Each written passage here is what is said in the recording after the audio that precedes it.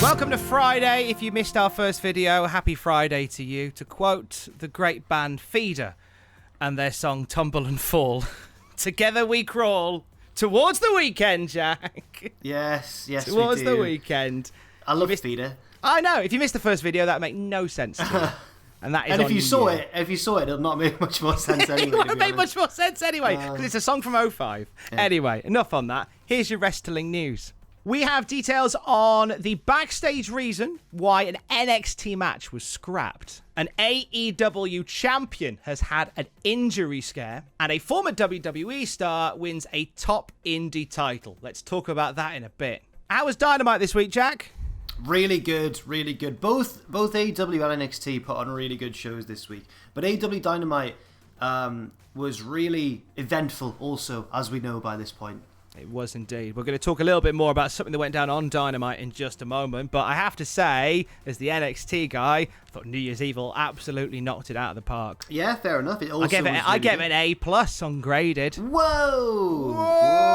I know. The chirpy happy guy giving something an A+. Well, who'd have thunk it? I give AEW an A, I believe, because even though he was having a lovely time, Snoop Dogg did try and do that splash. But he was having a lovely time. But he was having a lovely time. He was having a great time. We'll talk about it in a bit, but first we turn to NXT. New Year's Evil was missing one particular match. We were expecting a fight pit between Timothy Thatcher and Tommaso Ciampa, and it was reported on the night that Thatcher suffered a minor injury and they were holding the match back. What's really going on, Jack?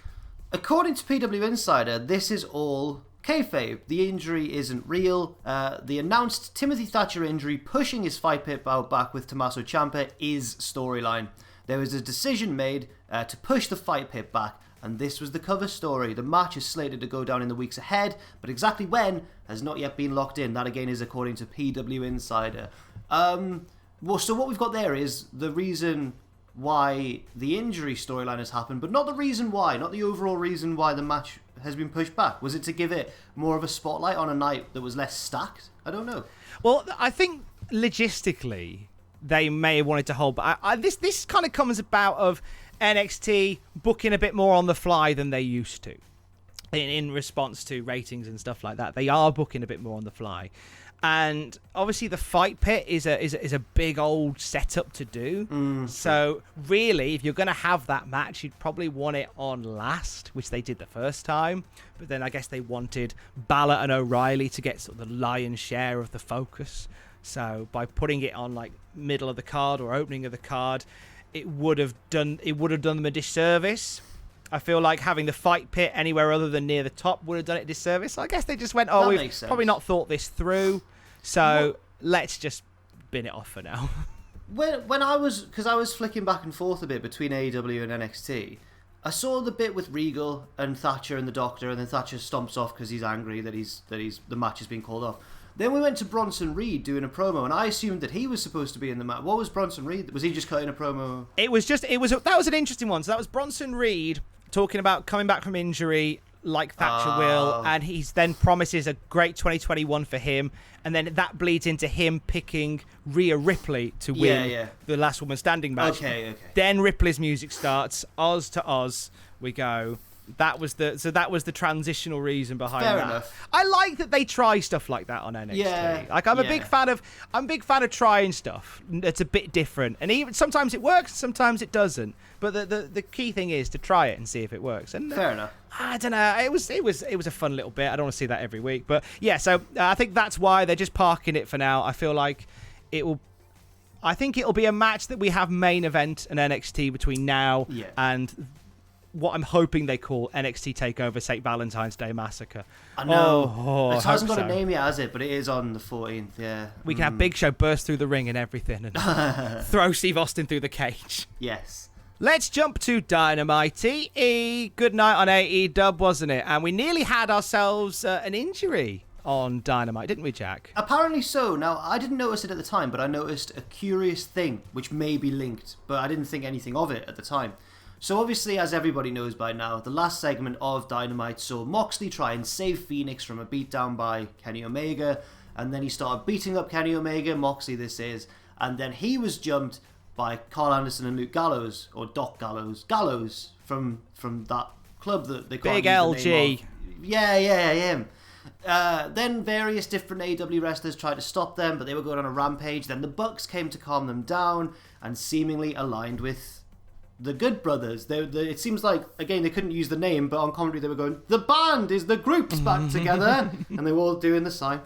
But apparently Nick Jackson, earlier in the night, may have almost or apparently sustained an injury. So yes, according to Brian Alvarez, Nick Jackson of the Young Bucks suffered a leg contusion during an 8-man tag team match, which was the opening match of the night.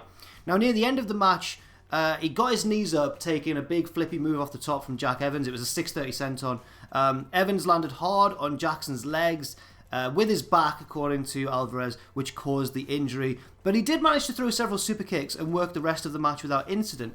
Now, then later on, when they were doing this whole alignment with Gallows and Anderson, it all got kicked off because Kenny Omega gets grabbed by Brian Pillman Jr. and Griff Garrison. And then Matt Jackson instinctively super kicks Brian Pillman Jr. off him. And I think that Nick Jackson was meant to super kick Griff Garrison, but had maybe wanted to take it easy on his leg after the earlier match. So what instead we had was one of the Young Bucks rushing to Kenny's aid, and then like just one of Gallows or Anderson using the title belt as well. And I thought, oh, so maybe one of the Bucks is gonna. Oh no, never mind. They've both joined in. So I don't know. Very, very strange. But hopefully, he's obviously the most important thing. Hopefully, he recovers. Well, I mean, I don't know what a contusion exactly entails. It's when your leg gets contused. Yes. Well, hopefully he's fine. He isn't expected to miss any time. We'll keep you updated on that one. Hey, look, if he does end up missing some time, it's fine because AEW discovered themselves a workhorse of a professional wrestler in the form of Snoop Diggity Dizzo. Yeah. Did somebody say just eat? Yeah, he's now the. You know what's annoying, Tom? And people will see this when the Just Eat advert. I agree. Well, yeah, it is true. But when the podcast goes out later today, people will see that I write the little notes for bits of the show. And at one point, and Matthew just no-sells like all of my jokes nearly in the notes. So he'll be reading through it and he'll go like, Just Eat spokesperson, Snoop Dogg. And I'm like, that was a brilliant gag. That was I put my heart and soul into that. And I think, I can't remember if it's that one, but there was one that I was quite proud of, a little line, and he just rattles through. He's like, oh, no. Anyway, I was at MagFest in 2012, and I'm like, oh, well, shut up there. Don't know why I've derailed this news video so much. I think the art in writing scripts for other people is to play to their strength. So I think it's a good line. It's a belter of a line, but I'd have dropped it and then just put brackets, insert story about MagFest, close brackets, drink some water, close brackets, sparkling. Matthew is on good form on the podcast this week.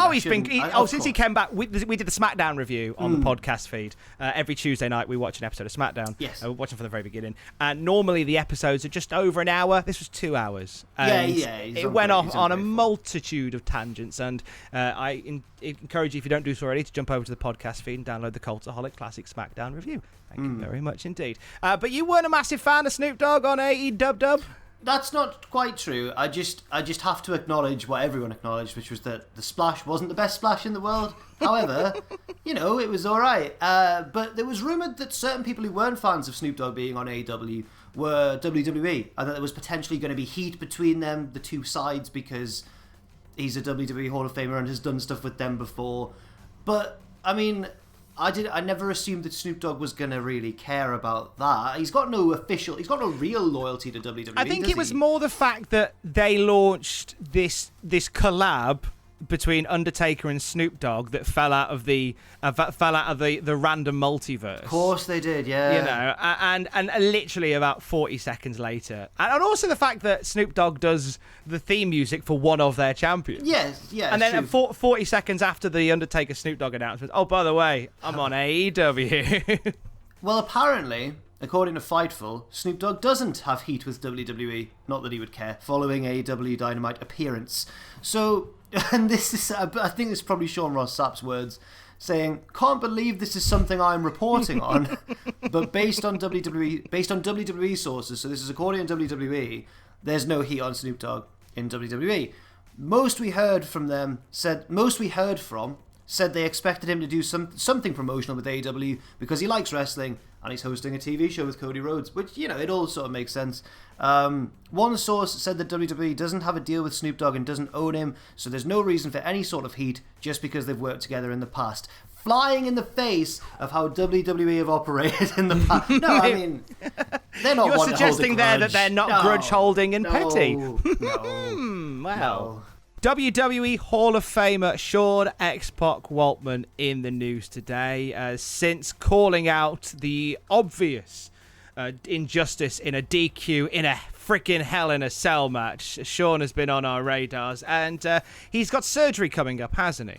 Yes, according to his own Twitter account, he said, meeting with my orthopedic surgeon on Monday to schedule ACL and meniscus surgery. I need this done even if I don't have another match. It's been this way since 2007. I just learned to work around it. I could still work around it, but I want to be as close to 100% as possible if I'm going to have a few more matches. And presumably, it'll just do him better to have it as well. If it's something he's been working around for like over a decade now, I mean, it'll probably be quite a relief to finally get this surgery done, I'm assuming anyway. Just think how many Bronco Busters he'll have left in him if he gets ACL and meniscus surgery. Well, yes, absolutely. I want him to come out and do the Goldberg thing. Go, maybe I've got one more Bronco Buster in me. Yeah. When I saw this news, I was like, I really hope that everything goes totally smoothly for him. Because since Waltman, obviously when he was a wrestler, we had the whole X-Pac heat and everything. But in the past few years, I feel like there's a real genuineness about him. In interviews and stuff, he just comes across really real, and I think he's quite likable. And I just, I saw this, I was like, I hope Shawn's all right. I hope he's doing okay. Plus, we know the fact that 2/3 of the X Factor are in keeping with WWE still. What with Albert being the man behind some of the training at NXT, and Shawn a Hall of Famer. What's PJ Polacco doing? Can we get an X Factor reunion in 2021? So it'll be 20 years since the 20-year anniversary of X Factor. This is the time to do it. Get Uncle Cracker to play him to the ring at the Thunderdome. Oh, yes. I'm not sure if I follow him or not, but whether I do or not, he's constantly all over my Twitter is just incredible somehow. I don't know what's going on. He's always around. We should get him on Desert Island Grab, shouldn't we? Yeah. Yeah. You don't know, we do. Shut up, we do.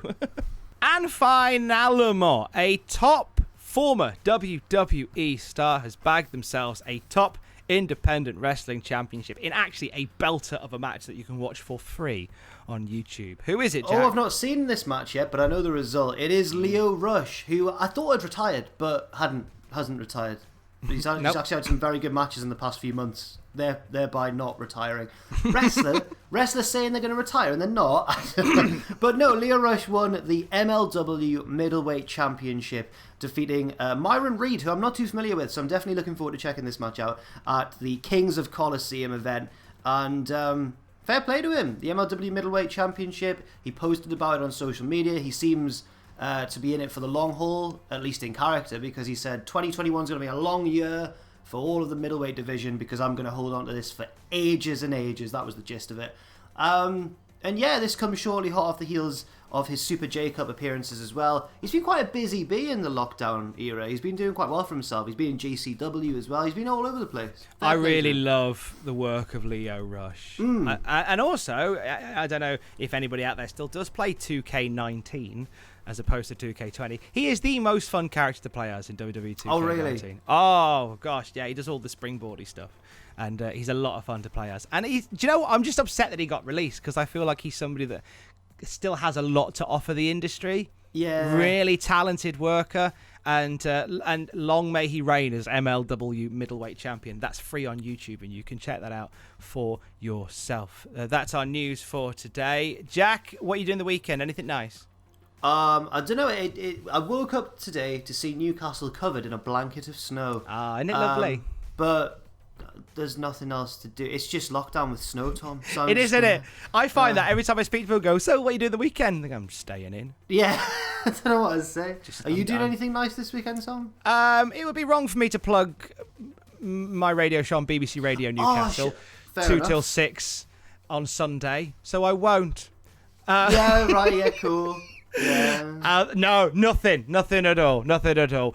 Classic Raw review watch along. Myself, Justin Henry, and Matthew Gregg are watching WrestleMania 11 on Saturday.